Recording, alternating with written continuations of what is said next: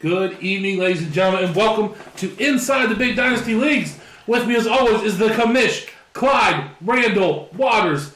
And with us this week again is the auditor. Right? I get the name right this time? that was correct. We're Alan Henley. Hey, that was good too. Hey, I'm trying. I'm trying to learn. Let's get right into it this week. Let's take a look at what's going on. We had a doubleheader week. It was exciting. We made it through. Yeah, both doubleheader weeks in the beginning of the season are over. You can kind of relax. Yes. Now we're just into that regular weekly play. However, it's all divisional play. And bye weeks are incoming. So now you're really going to see what your team's depth looks like. Yep. That's now you right. got to deal with the buys. They're coming in hot and heavy.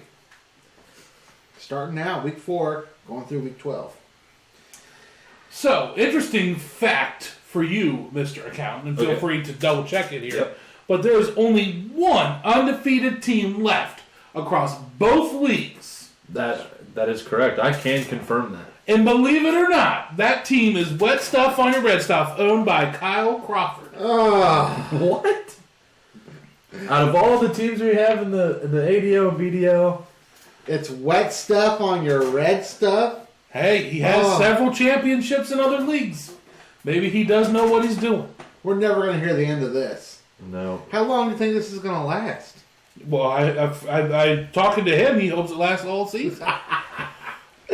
Yeah, well. Talking to others, they hope he loses everything and crumbles. I believe this week he's playing Chili Dog, so if his team is playing the same way, it looks like it's going to last at least one more week. So I guess all you BDL people out there, get ready, because if he maybe gets on Slack, you might hear about it. Maybe. So, Commish, give me an interesting factoid about the ADL. Sure. In the ADL, it's exciting because we have some great competition going on. Mm-hmm. Every franchise in the ADL has at least one win under their belt. And why is that so interesting that the ADL has every franchise with a win? Why is that interesting, Accountant?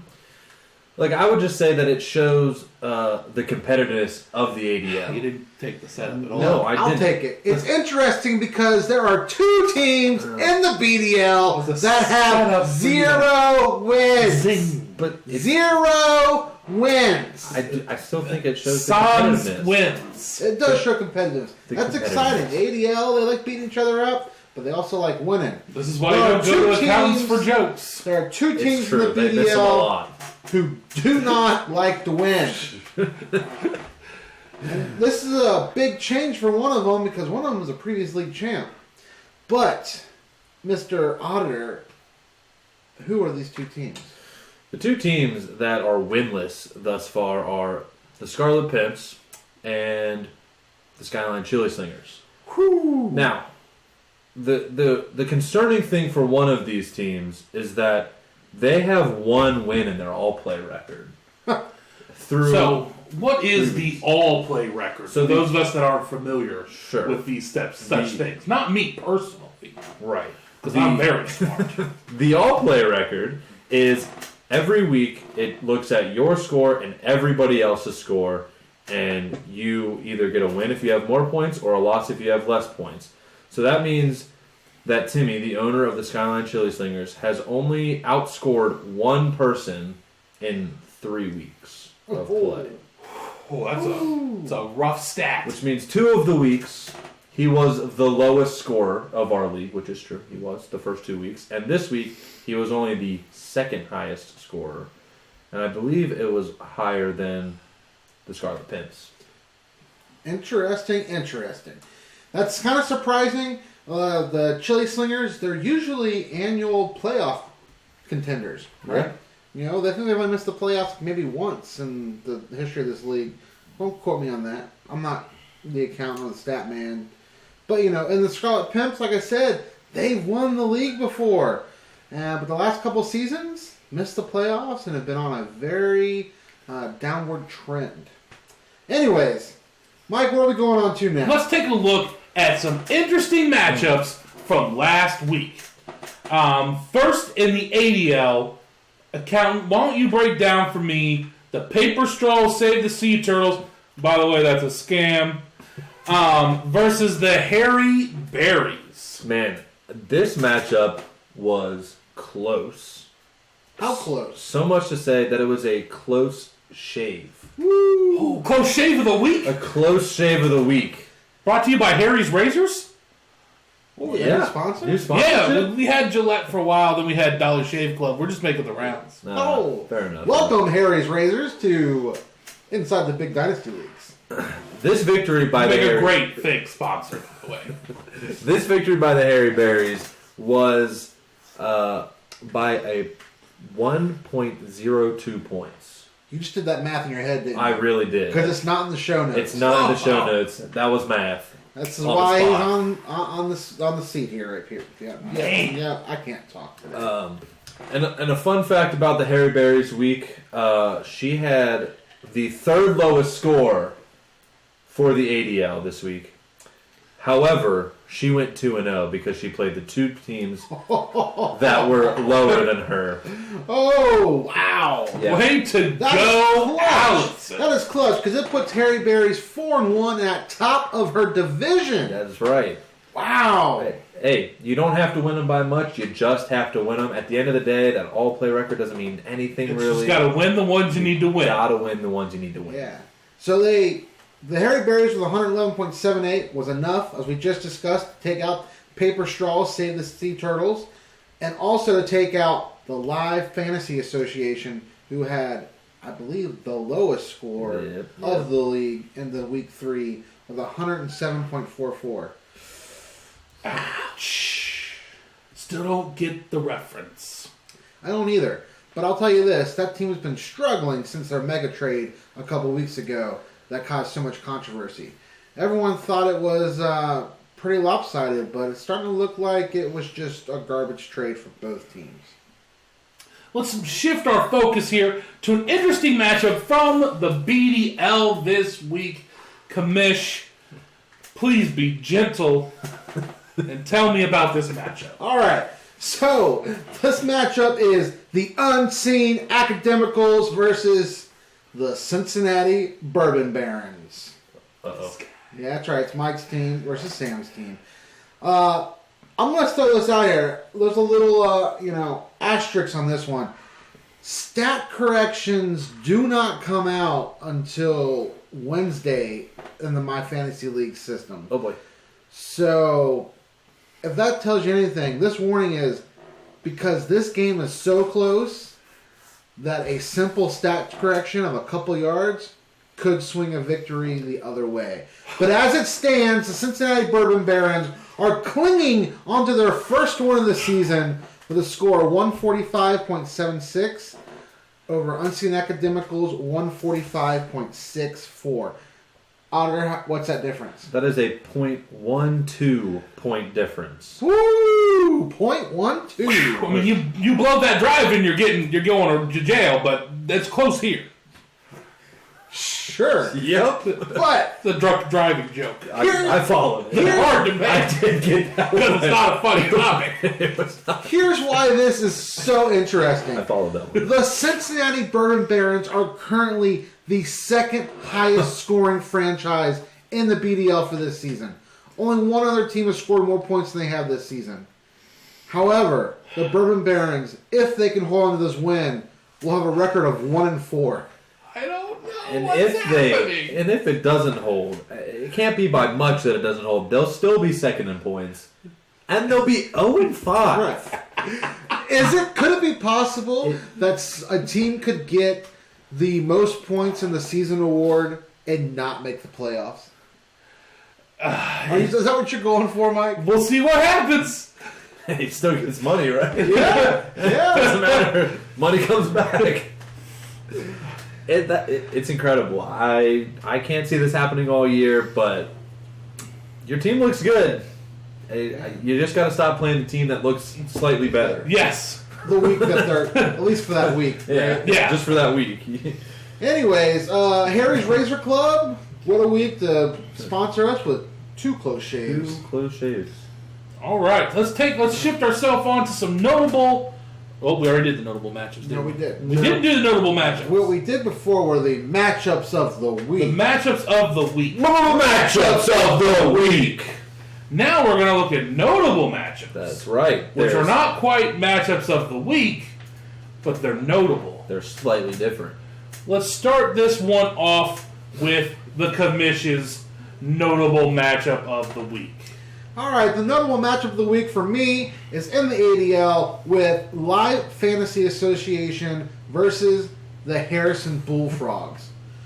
Why is this a notable matchup? Well, it's a notable matchup because the Harrison Bullfrogs beat Live Fantasy Association with a score of 128-66 to 122-54. This is crazy because the Harrison Bullfrogs completely dismantled their team in the offseason. They kept nobody except their Devi squad. They entered the draft with a plethora of money and failed to spend barely any of it. Having $80 in cap space, who's the best player on their team, Auditor? The best player on their team is probably Matt Ryan. Probably? Possibly DeMarcus Robinson. I don't know. Marcus Robinson, exactly. It's not a very good team. They're not a good I team. have no idea. They're projected to finish last in everything we do this season. However, they beat Live Fantasy Association, who were looking to be like playoff contenders at the start of this season. Strong finish last year, good moves in the draft, good moves in the keeper realm. However, again, made that wacky trade a couple weeks ago, and it's just not working out. No, it's not working out at all. He didn't even start Tariq Cohen this week, who was part of that trade. James Connerly got him 7.7 points. Amari Cooper did well again, and that's good. Cortland Sutton got him 13 points, so it's there. But the running backs that he got that maybe we thought could be good value, could be good players, are just not producing at all. They're not producing. And I know, some of you are going to argue, well, he drafted AB, and AB retired, and now he's got AB on his bench doing nothing. But I'm going to tell you this, AB probably was not going to put up enough points this week to overcome this loss. And you should have known better. The guy was a train wreck from the moment go. And another just quick point, the Harrison Bullfrogs did have a classic zero player, which sometimes we find being a magical zero. Yeah. Sometimes that zero is what you need to get you over the hump and win a game. Exactly. Crazy. All right, Anyways. now, Accountant, what is a notable matchup for you this week? Notable matchup for me comes from the BDL. It was last week's matchup of the week. Mama matchup of the week. Yes. Anyway, that comes from the wet stuff on your red stuff and the San Francisco 69ers, possibly 2 sex jokes, I don't know. Kyle, like we said now, is the only undefeated team left in all of the big Dynasty leagues. This is the first win that Kyle has beat Ben, his franchise, since 2015. Woo! That's really all I got. Man. I think that's impressive in itself. It is. It I'm is. It's a good win for the Wet Stuff and a bad loss for the Niners. I can speak from experience. The only way to a BDL championship is by running through Ben's team. And if you can do that, you're looking good. I want to personally talk about, technically it's 2 more matchups, but it's 1 really. All right. I want to talk about what Get Off Me has done. Get off me! Get off me! I want to thank him personally because I've been unable to do it in multiple leagues this year. He has taken down the Henley brothers. He has destroyed them and beat both of them this week, putting up 185 points to the Henley brothers. The older 123.64 with the EBDB, and the youngers 151.52 with the convicted llamas. Very, very appreciative of you, Joel Hoff, for taking them down a notch. Oof. Oh, and one quick note that's not worth really going into. It's just to slam the Chili. It's just to slam the Chili Slingers a little bit more. They lost to the Unseen Academicals. First time they've lost that team since 2014. All right, let's go. Let's move on to the MVPs of the week. MVPs of the week. MVPs of the week. Let's start off with the QB MVP, Commish, who it beat. Oh, it's Russell Wilson with 45.34 points. Here's the question for you, folks. Is he starting to prove that he is actually a true elite talent at quarterback? I mean, he's no Joe Flacco. He is no Joe Flacco. That can be argued. He looked very good. All right, Otter, tell us about the running back. The running back this week was none other than Alvin Kamara of the New Orleans Saints with 37.1 points. So, is he the one that's going to pick up the slack with Drew Brees going to be gone? That's what it looks like. It looked good. I know that's what the commissioner's hoping. Apparently, it's not Latavius Murray. No. All right, and in the wide receiver role, we have Mike Evans. Whoa. Is he back? Is he going to be amazing like everyone thought he was going to be last year? Or is this just a fluke and a one-game thing? Who knows? I mean, they were playing the Giants. Yeah. But it looked like Jameis and Evans had a connection again. Yeah, I mean, and the Giants still won this game, so. It's true. But, 3 touchdowns and 100-something yards by halftime. I would say you're feeling good, Mike Evans, putting 45 points up this week. I never want to discount the ability of Jameis Winston to throw interceptions. Yep. And in the tight end spot, we have Darren Waller for Oakland, putting up 27 points this week, sat on the commission's bench. Oof. Yeah. That's not great. I still won both my matchups, though, against the 2 highest scoring teams in the league currently. However, I will say this, Darren Waller, you are the one bright spot currently in Oakland's offense. All right, who do we got as the MVP of the kicking crew there, Auditor? We have Dan Bailey of the Minnesota Vikings with 12 points. And all I got to say is kicker's going to kick. That's a fact. Kickers are going to kick. Last up, we got the best defense of the week, and it's going to the Patriots for the second week in a row. But when will they play somebody who's worth playing? Like, someone's going to actually challenge them. Yeah, I don't know. I mean, they play the Bills this weekend, so they look better than the teams they've played already, but we'll see. I'm shocked, honestly, it wasn't the Bears. I watched that game last night, and I hate Monday Night Football. But they were just destroying Case Keenum. Yep. Yeah, the second half got them. That's all it was. However, let's move into this. There's been some trades recently in the leagues. Both of these fall into the BDL side. Honestly, from my perspective, these are both decent trades. One, I think we'll go a little bit more when we talk about some Devi Squad stuff. Yep. However, this one here, how about you talk about this one? You want me to cover the Los Pandos Desnudos trade with the one I thought the whole league kind of agreed not to trade with, the San Francisco 69ers? Yeah. It was like an unspoken agreement that we weren't going to trade with them this year, see if we could push them to the edge. Anyway, the San Francisco 49ers gave up Mecole Hardman, the Kansas City Chiefs wide receiver, for a second round 2020 draft pick from the Los Pandos Desnudos. I think at the end of the day, this trade is a fairly fair trade. Giving up a debut pick for the wide receiver who looks like he's taking over him, Demarcus Robinson, for while Tyreek Hill's out. So I think this looks okay. I don't see much wrong with it. Clearly, you guys met in the middle on this trade as I'm looking at it. So, hey, I think this works out. You know, I'm excited about it. I would be too. What's another trade we got going on? All right, the other trade that happened this past week was Wet Stuff on Your Red Stuff. Again, the currently undefeated team versus a trade with Get Off Me. Get Off Me. Anyways, Red Stuff on Your Wet Stuff gave up a player off of their taxi squad. That would be taxi squad player 024. No, it's Chuba Hubbard. Chuba.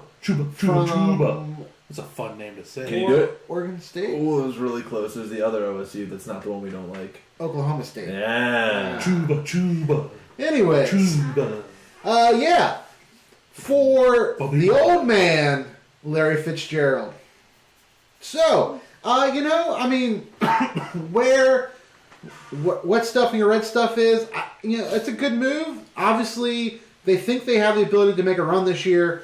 Being 5-0, I think, proves that. They wanted somebody that was going to be reliable and consistent. Yep. Your 10 to 13 point player every week in the wide receiver spot. You're probably going to get that with Larry Fitzgerald. With some boom and bust kind of stuff going on there too, depending on how Kyler Murray feels that day. However, he gave up Chuba Hubbard, a running back who right now in college football is doing what? He is leading the NCAA in rushing yards with 642 rushing yards. I believe that's in 4 games as a sophomore. So a young talent at the top of his position group, and honestly, the running backs are the keys to championship in this league. Yep. I mean, this is a vital piece of the future for this team. You gave him for a player that you're going to have for this season, which again, you're making a run. But we'll see. We'll see. Larry Fitzgerald may very well move out to the country and eat him a lot of peaches after this year. But if he wins, if Wet Stuff can win a championship with him, I'd say it was a good trade. Well, look,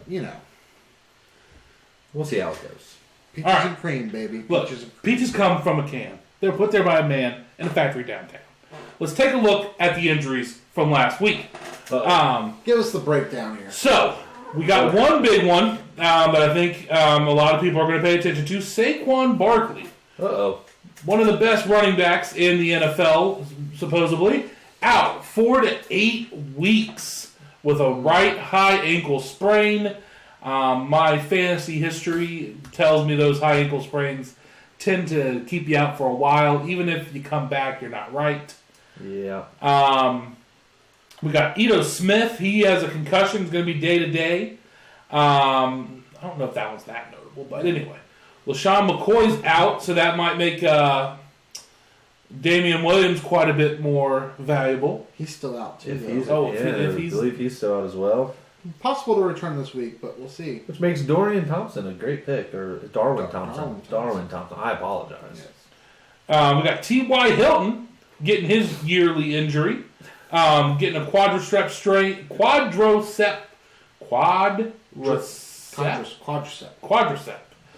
That's a hard word. It is. So just don't say it. Chuba is a fun word to say. Chuba. He's likely out for at least 1 week, maybe more.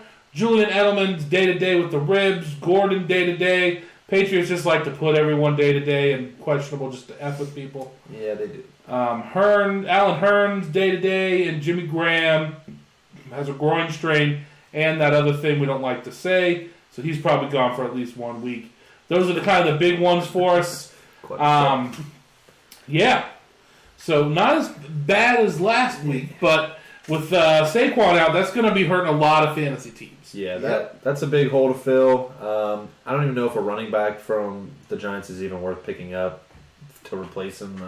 I don't even know. All right, let's take a Wayne look. Gallman. That'd be the guy you're looking for the Giants. Yep. We got about 5 minutes left. Let's dig into a little bit of the Devy report and some previews for next week. All right. Devy report. Mr. Auditor, give us a Devy update. All right, so we've already kind of talked about Chuba Hubbard leading the NCAA in rushing yards, so we'll slate that one off for later, see if you can keep that up. Liberty's wide receiver. Liberty. Antonio Gandy Golden is leading the NCAA in receiving yards currently with 544.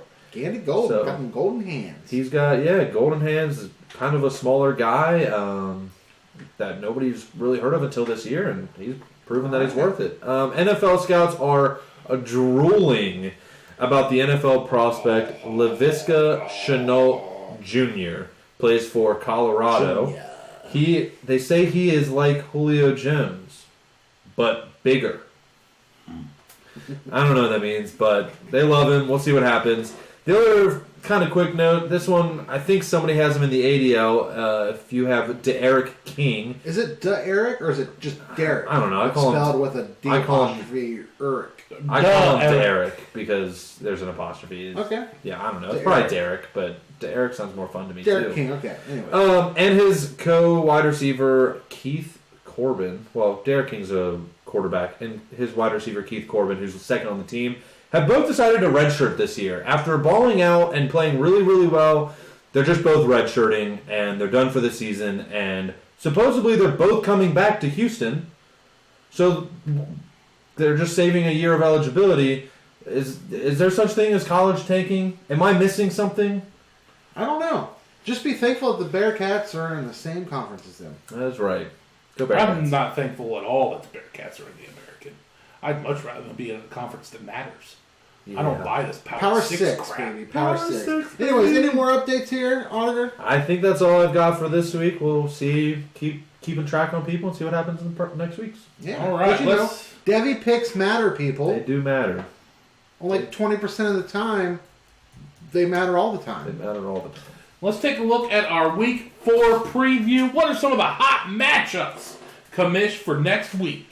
Woo! Well, in the BDL, our hot matchup for next week is the San Francisco 69ers at Wayne Enterprises.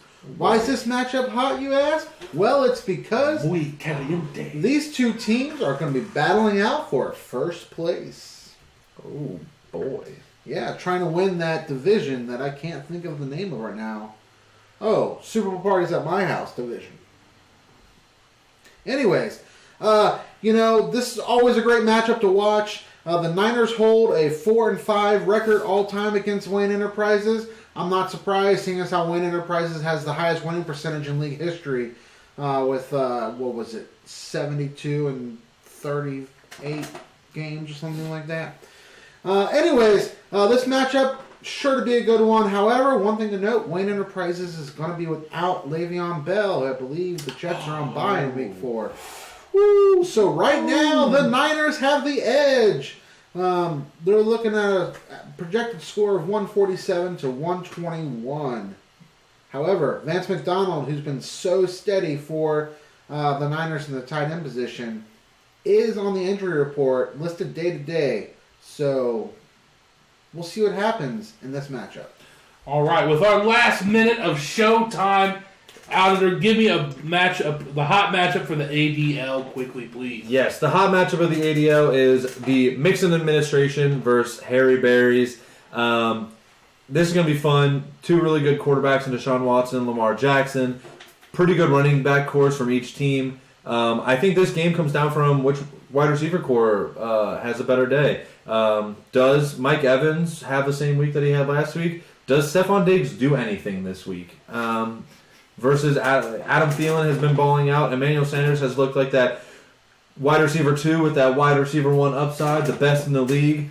And Zach Ertz. So look, this is going to be fun. This is going to be close. No team's really hindered by buys, so this should be a straight-up matchup. Again, this one also going for first place of their division. All right, let's go. Some big games this week. Ladies and gentlemen, set your lineups. Get your picks in, set your lineups. Have fun. That's 30 minutes. Bye-bye.